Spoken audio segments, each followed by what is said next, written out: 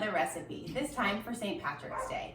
Today I'm going to be baking my mom's Irish soda bread.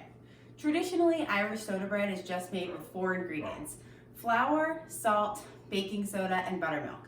And the way the baking soda mixes with the buttermilk, it replaces the yeast. My version has a few more ingredients than a traditional version, but it's my favorite to make. We'll be using all-purpose flour, granulated sugar, baking powder, baking soda, chilled shortening, an egg, salt, buttermilk, and caraway seeds. You can also include raisins if you prefer. The first step is to sift together your dry ingredients. In here together, I have 2 cups of flour, 1½ teaspoons of baking powder, ½ a teaspoon of baking soda, ½ a teaspoon of salt, and 1 tablespoon of sugar. I'm going to use this to sift it all together. If you don't have something like this to sift it together, a strainer or something that you can shake above the bowl would work just as well.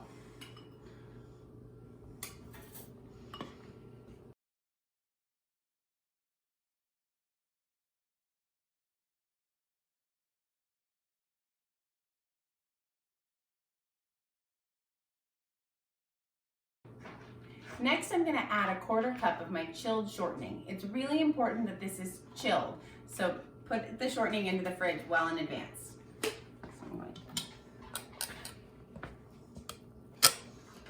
Here I'm using a pastry blender to mix in the shortening. I want it to look like coarse crumbs. If you don't have a pastry blender, you can use 2 knives or a fork, just something that you can break up all of the pieces of the fat into the flour.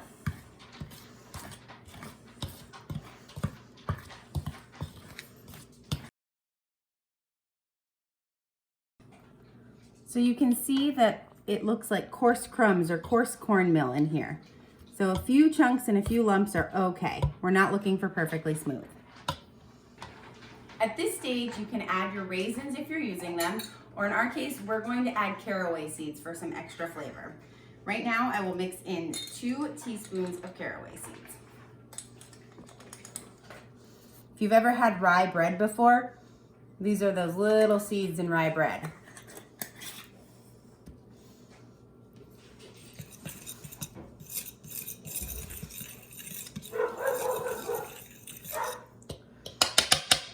Next, I'm going to add my wet ingredients. I have 2/3 of a cup of buttermilk here, and I'm going to add an egg into the buttermilk, whisk that together, and go from there.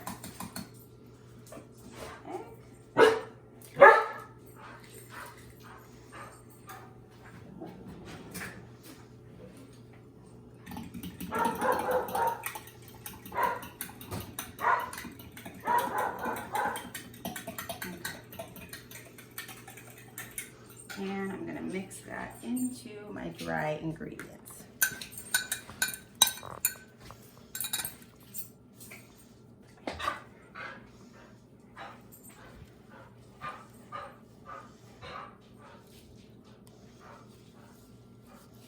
All right, at this point we stir it till it's fully combined.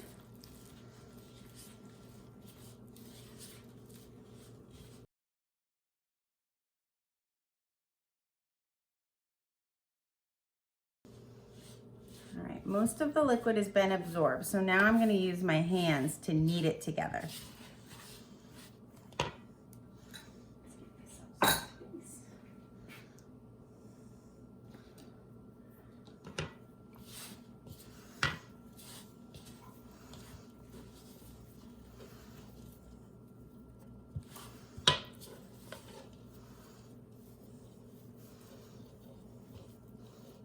Okay, I'm just gonna go. All right, so I'm bringing in all of the dry ingredients and making sure it's all one cohesive dough. Making sure I pick up all the loose pieces from my fingers and the side of my bowl. All right. It doesn't take much work to get it all together, but it should be all about the same consistency and you shouldn't see any dry pieces of flour.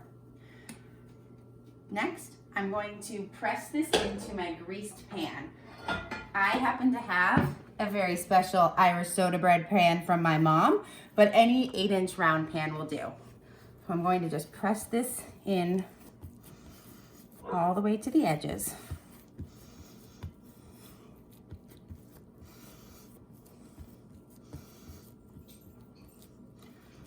All right, and the second to last step, I'm going to cut a deep cross in with a sharp knife. If you're not comfortable using a knife, get an adult to help you.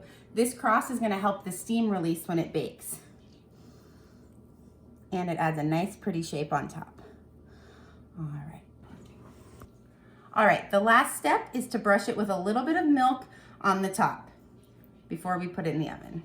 So I have some whole milk here in a cup and a little pastry brush, and I'm just gonna gently paint the milk on. This will help give it a nice golden brown top. All right, doesn't take much at all.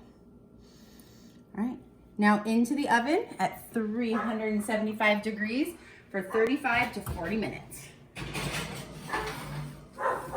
All right, it's all done and ready to come out of the oven.